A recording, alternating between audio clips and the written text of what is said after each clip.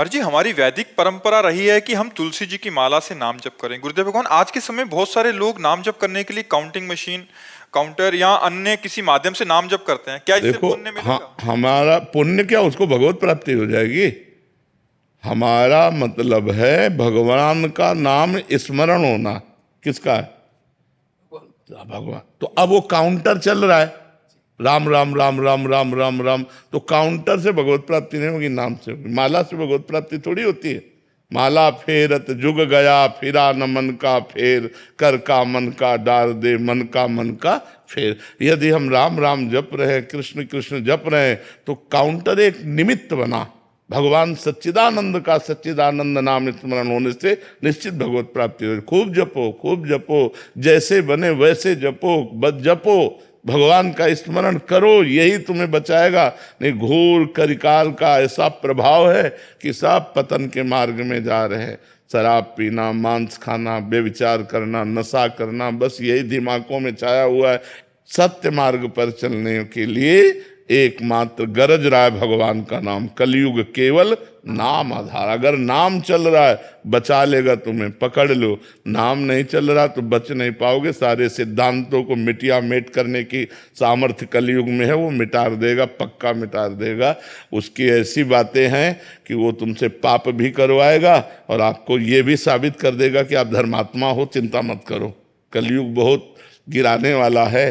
और नाम जब करोगे तो थोड़ी भी गलती तुम बर्दाश्त नहीं करोगे, तुम्हारा हृदय जलने लगेगा और भगवान से रो के कहोगे, भगवान ये गलती दूर कर दो, मेरे अंदर है। नाम नाम, कलयुग में केवल नाम। अगर नाम में विश्वास हो जाए तो सब बात बन जाए। सबसे कठिन है नाम में विश्वास होना। राम राम कहने को तो बहुत छोटा शब्द, लेकिन ये भगवान को भी अधीन कर लेता है। सुमिर पवन सुत पावन नामू, अपने बस करी राखे रामू। कहाँ कहाँ लगी नाम बड़ाई, राम न सकत नाम गुन गाई।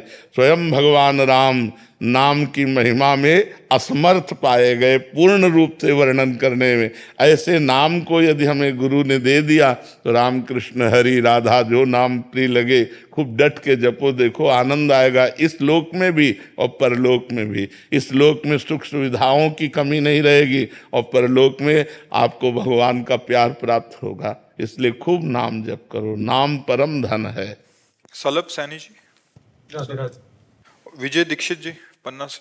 महाराज जी, आप दोनों का एक जैसा ही प्रश्न था कि महाराज जी, पढ़ा है और सुना है कि प्रभु सरल हृदय वाले व्यक्ति को शीघ्र प्रसन्न होते हैं। महाराज जी, सरलता कैसे आए? महाराज जी कह रहे हैं सादगी, भोलापन, महाराज जी आ ही नहीं रहा है। भजन से आता है। हाँ, जितना हम भजन करेंगे, हमें लगता है कि हम बहुत तार्किक प्रवृत्ति के स्वभाव वाले थे, बहुत प्रवीण। मतलब इतने प्रवीण की माया नहीं फंसा पाई तो मनुष्य फंसा ले, ऐसी बात क्या। बचपन से बाबा जी रहे, ज्ञानी मार्ग में रहे, तो बहुत तार्किक। हमारी श्रद्धा ऐसी नहीं थी कि आप कुछ बोलो हम श्रद्धा कर लें। जब तक हमारी कसौटी में नहीं कसोगे तब तक चाहे जितने बड़े ऊंचे सिंहासन पर बैठे हो, हमारी श्रद्धा नहीं होगी। ऐसे तार्किक। जब इस मार्ग में आए, भक्ति मार्ग में, सब खो गया। तर्क खो गया, बुद्धिमत्ता खो गई। अब तो जरा सी बात में बुद्धि लड़खड़ा के गिर जाती है और जो बोलो आप वही सही लगता है। ऐसे हम नहीं थे। हमारा आज का 20-25 वर्ष पहले का स्वरूप अगर देखोगे तो कांप जाओगे। मतलब एक कठोर संयम वाले, कठोर नियम वाले, बहुत ही कठोर साधना वाले। आज सब बदल गया। तो ये उपासना और नाम जप से होता है। जैसी उपासना होती वैसे ही हृदय होता चला जाता है। भगवान को सरल स्वभाव न मन कुटिलाए, ये बहुत प्रिय लगता है। निर्मल जन मन सो मोहि पावा, मोहि कपट छल छिद्र न भावा। तो ये तभी होता है जब डट के भजन होता है। हम जैसे जैसे भजन करते हैं वैसा वैसा हमारा स्वभाव बदलता चला जाता है। इतना बदल जाता है कि लोग उसको देख के कहने लगते हैं तो भगवान है। भगवान का चिंतन करते करते वो भगवत स्वरूप हो जाता है। उसका स्वभाव दया में, करुणा में एकदम सरल सहज हो जाता है। ये भजन से होता है। अगर हम खूब भजन करें तो हमारा स्वभाव बदल जाएगा। स्वभाव बिगड़ जाए तो कहते हैं तो राक्षस है, स्वभाव बन जाए तो बोले देवता है। और स्वभाव भगवत भाव हो जाए तो लोग उसे कहने लगते हैं तो भगवान है साक्षात। ऐसा नहीं कहने ये तो हमारे भगवान है, क्योंकि भगवान का चिंतन करते करते उसका स्वभाव भगवत में हो गया। गंदी बातों का चिंतन करते करते उसका स्वभाव गंदा हो गया। तो यदि हम भगवान का चिंतन करें, भगवान का नाम जप करें, उनकी लीला सुने, गाएं, तो हमारा हृदय बहुत जल्दी पवित्र हो जाए और स्वभाव में छल कपट जो है ये दूर हो जाए। जो हृदय में वही वाणी में वही आचरण में, इससे सहज स्वभाव कहते हैं। जो हृदय में है वही वाणी में बोल रहा है, वही आचरण में हो रहा है।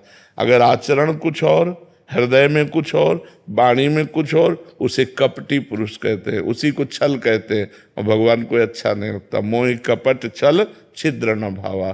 तो हमें जैसा स्वभाव बनाना है तो वैसा चिंतन करना होगा। सरल स्वभाव बनाना है तो हमारे भगवान बहुत सरल हैं। भगवान का चिंतन, भगवान का नाम जप, भगवान की लीला कथा श्रवण और कथन, इसी से हो जाएगा। जी, इसमें उम्र और समय का भी समझौता आता है इसके साथ? नहीं, कोई नहीं आता। 16 वर्ष के सुखदेव जी हैं और 10-10 हजार वर्ष के ऋषि सब खड़े हो गए हाथ जोड़ करके। जब गंगा किनारे परीक्षित जी आमरण अनशन व्रत लिए थे तो सब बड़े बड़े ब्रह्म ऋषि आए थे, यहाँ तक कि उनके पिता और पितामह प्रपितामह सब आए हुए थे। व्यास जी श्री सुखदेव जी के पिता हैं, श्री कृष्ण द्वैपायन व्यासदेव जी, और श्री कृष्ण द्वैपायन व्यासदेव जी के पिता हैं पाराशर जी, और उनके पिता हैं शक्ति, शक्ति के पिता हैं वशिष्ठ जी। तो पराशर जी, वशिष्ठ जी ये सब खड़े हो गए थे। क्यों? क्योंकि ज्ञान की इतनी ऊंची धरा में श्री सुखदेव जी थे कि बड़े बड़े ब्रह्म ऋषि खड़े होकर उनका आदर। तो इसका अवस्था से लेना देना नहीं है कि ये 5 वर्ष का बालक है प्रहलाद, कितना बड़ा महान भक्त, दैत्यराज हिरण्यकश्यप से टक्कर ले लिया, हर कष्ट दिया उसने, लेकिन अपनी भक्ति नहीं छोड़ी। तो बड़े बड़े ब्रह्म ऋषि भी प्रहलाद जी का नाम आदर से लेते हैं, भक्तराज प्रहलाद। तो इसमें अवस्था का ये ज्ञान वृद्ध है, इसमें वयोवृद्ध की महानता नहीं है कि वो 50 वर्ष का है और वो 5 वर्ष का। हो सकता है 50 वर्ष वाला 5 वर्ष वाले की स्थिति को अभी छू भी नहीं पाया है, ऐसा होता है। तो ये साधना पूर्व जन्म कई जन्मों से चलती है ना, तो हो सकता है किसी की इतनी सुंदर साधना हो कि बाल्यावस्था से ही वो स्थित प्रज्ञ हो, और कोई अभी साधना शुरू किया है तो बालक है उसकी नज़र में।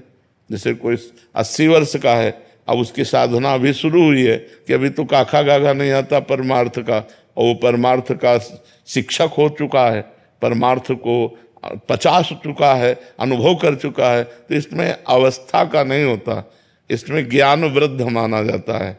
ज्ञान वृद्ध, कौन ज्ञान में ज्यादा है, अवस्था से इसका कोई लेना देना नहीं होता।